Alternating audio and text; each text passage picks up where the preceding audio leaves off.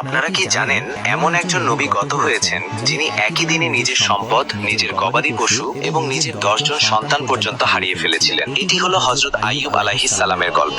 এক সময় হযরত আইয়ুব আলাইহিস সালাম তার যুগের সবচেয়ে ধনী এবং দয়ালু মানুষ ছিলেন। তার কাছে অঢেল সম্পদ ছিল, বড় বড় পশুর পাল ছিল এবং একটি সুখী পরিবার ছিল। কিন্তু হঠাৎ একদিন সবকিছু পাল্টে গেল। কয়েক ঘন্টার মধ্যেই তার সমস্ত ফসল পুড়ে গেল, গবাদি পশু মারা গেল এবং সমস্ত সম্পদ শেষ হয়ে গেল। মানুষজন ছুটে এসে খবর দিল, কিন্তু যখন এই খবর হযরত আইয়ুব আলাইহিস সালামের কাছে পৌঁছালো তখন তিনি নামাজ পড়ছিলেন। তিনি নামাজ শেষ করলেন এবং শুধু এতটুকুই বললেন, ওই সম্পদ আল্লাহ দিয়েছিলেন এবং আল্লাহই তা ফিরিয়ে নিয়েছেন। কিছুক্ষণ পর আরো একজন লোক ছুটে এলো এবং সে জানালো যে যখন তার 10 জন সন্তান প্রাসাদে ছিল তখন একটি প্রচন্ড ভূমিকম্প হয় এবং প্রাসাদটি ধসে পড়ে। তার সমস্ত সন্তান ধ্বংসস্তূপের নিচে চাপা পড়ে যায়। কিন্তু তারপরও তিনি বললেন তারা আল্লাহর আমানত ছিল এবং আল্লাহ তাদের ফিরিয়ে নিয়েছেন। এরপর আরো একটি পরীক্ষা